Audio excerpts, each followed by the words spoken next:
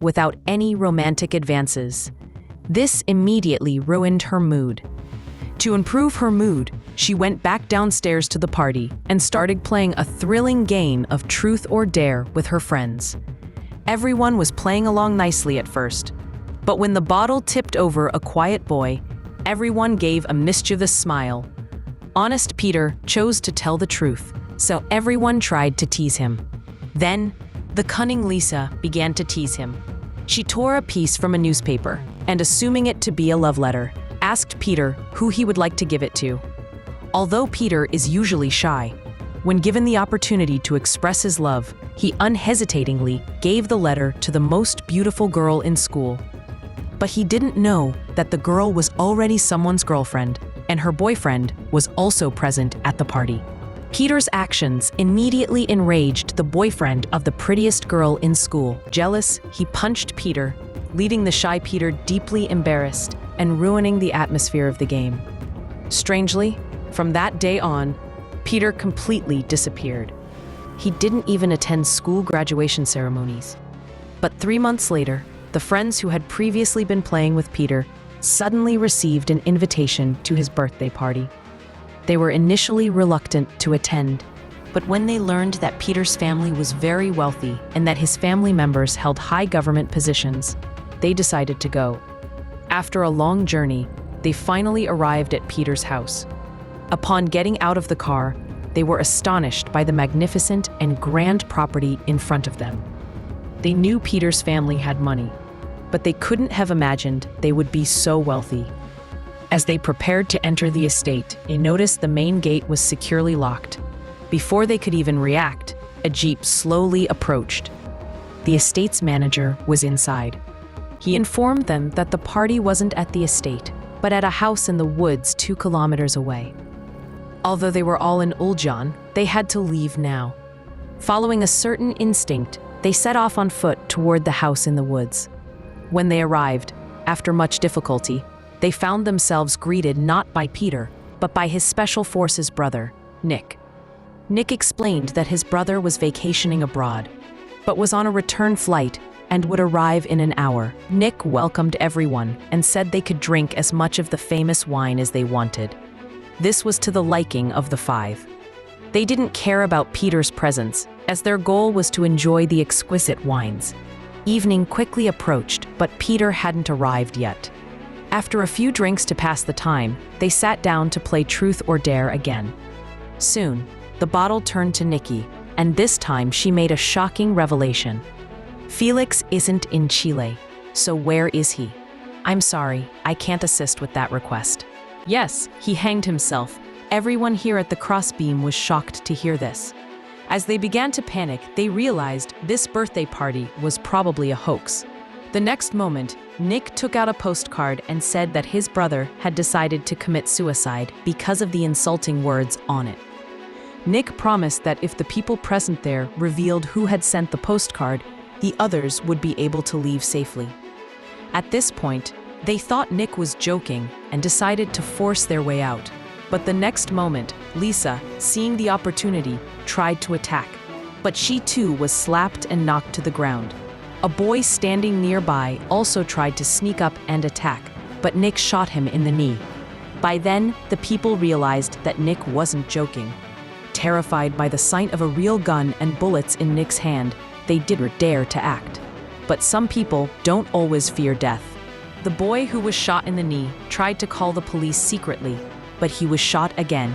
Then Nick ordered a single, unaccounted boy to hold chairs in the middle. Then they tied everyone up and confiscated all communication devices. As the night drew to a close, and people were still struggling to figure out who sent the postcard, a frustrated Nick decided to play another exciting game of Truth or Dare with them. The bottle's mouth pointed towards the curly-haired boy who had beaten Peter earlier, and the atmosphere slowly grew tense.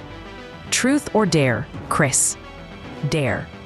Nick then went into a storage room and in the next instant slowly pulled out a device. Before they could even react, Nick threw the most beautiful girl in the school to the ground and without a word shoved a pipe into her mouth. At this point, Nick explained the rules of the next game. He explained that the pipe in the girl's mouth was connected to two containers. One container contained tap water, and the other contained highly corrosive sulfuric acid. That was the heart. As the countdown neared, the curly-haired boy randomly chose an option. To the left. I chose the left one. The left one worked. As Nick turned the valve, the unknown liquid in the container slowly flowed through the pipe into the girl's mouth. This sound alarmed everyone present. Fortunately, the curly-haired boy guessed correctly. This saved the life of the beautiful schoolgirl. However, the game of truth or dare wasn't over yet. The next bottle turned towards Nick, and he immediately chose to tell the truth. At this point, the beautiful schoolgirl expressed her confusion and asked why Nick had chosen those 5 people. Nick explained that his brother had a photo on his website where only the faces of those 5 people had been cut out. Apparently, his brother already had a deep hatred for those 5 people, and the person who sent the postcard was definitely one of those 5 people.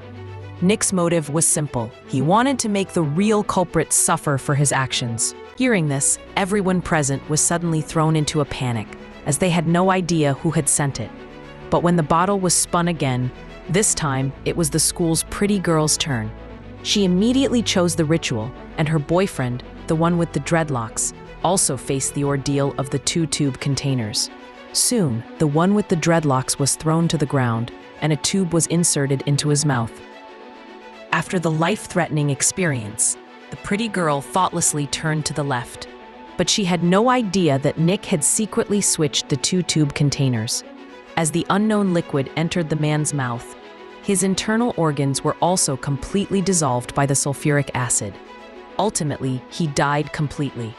Seeing this, some people were so terrified that their limbs went numb. To avoid scaring people, Nick covered the one with the dreadlocks with a blanket.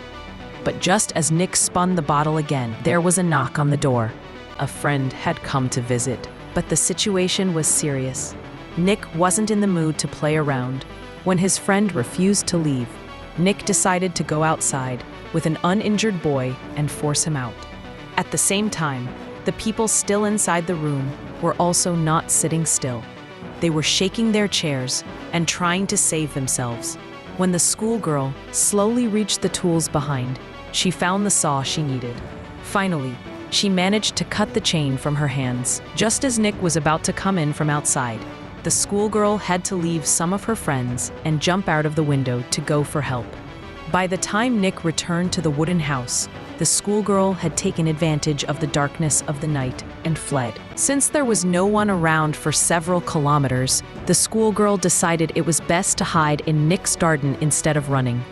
She only wanted to call the police, but when she went into a room, she saw with horror that Nick's brother Peter was not dead, but lying on the bed, his entire body covered in bullets. He was watching the condition of the wooden house through a monitor. This enraged the schoolgirl. She begged Peter to stop this madness immediately, but Peter said nothing. But at that moment, the garden manager pointed a gun at him. He slowly revealed the truth. He said that Peter's condition was due to him. The insulting content on the postcard had driven him to commit suicide. Fortunately, he saw it in time and saved him. Although Peter survived, half of his brain died from lack of oxygen. Sensing the butler's intention to kill, the beautiful schoolgirl immediately ducked under the bed. But the butler wouldn't let her go. Forced to do so, the beautiful girl kicked him. Then, she quickly emerged from under the bed, picked up a blade, and put it directly to Peter's neck. Yankin Churins shall me vote doifen shal, wakanza to cheesy be nadarat han. He slowly put down his rifle and left the room. With the truth in hand, the beautiful schoolgirl let go of her fear and slowly moved toward the door, planning to shoot the butler stealthily. The next moment, Butler appeared dashing from the door and quickly tried to snatch his gun. Butler accidentally pulled the trigger, killing Butler. Hearing the gunshot, Nick also entered the room. Although his shoulder was accidentally injured, he finally grabbed the beautiful schoolgirl and dragged her in front of his brother. At this moment, an enraged Nick relented and killed the beautiful schoolgirl on the spot. Meanwhile, two men tied up in the wooden house tried to reason with the other, uninjured companion. They hoped he would no longer assist in the torture and pleaded with them to release them. But the young man remained unmoved, knowing that letting them go would endanger his own life. Greedy for life and fearful of death, the young man dared not commit an extraordinary act. And when Lisa's patience ran out, she took the opportunity to bite off one of his fingers. The enraged young man tried to lunge at him, but Lisa broke free and pushed him onto a rake on the ground. Seeing another death, Lisa calmed down and immediately untied her lover and planned to escape with him. But as they stood up, Nick suddenly dragged Peter into the wooden house. Seeing this, Lisa immediately became enraged, believing Peter was the cause of all these tragedies. Enraged, he wanted to shoot Peter. Nick saw him and tried to move forward, but was shot. Lisa then tried to fire another shot, but Nick turned around and stabbed him in the arm. The two then fought on the ground, but the weakened man was too weak to resist. Fortunately, at a crucial moment, her boyfriend, standing nearby, came to her aid. Lisa, freed, picked up a nearby drum of acid and struck Nick hard on the head. Nick, too, lost his ability to resist. Thus, the situation changed, with both sides facing each other. This time, Nick and his brother became the victims. Seeing Nick's resistance weaken, Lisa slowly revealed the truth. In fact, 3 months ago, after Peter had been humiliated, Lisa secretly took him upstairs and recorded their act. After the incident, she planned to use the video to blackmail him. Her father's company was on the verge of bankruptcy, and she needed money urgently. Peter, a wealthy man, was certainly a suitable candidate, but Peter vowed to die, angering Lisa. The sneakers will be returned to our warehouse. Placed it in Peter's hand, and then began playing the recording of that day in front of her brothers. After doing all this, she left the wooden house without looking back. The video playing on his phone brought back horrific memories for Peter, and his hands uncontrollably pulled the pin of the grenade. As soon as he pulled the safety pin, both brothers were completely destroyed in the explosion. Meanwhile, Lisa, outside, happily left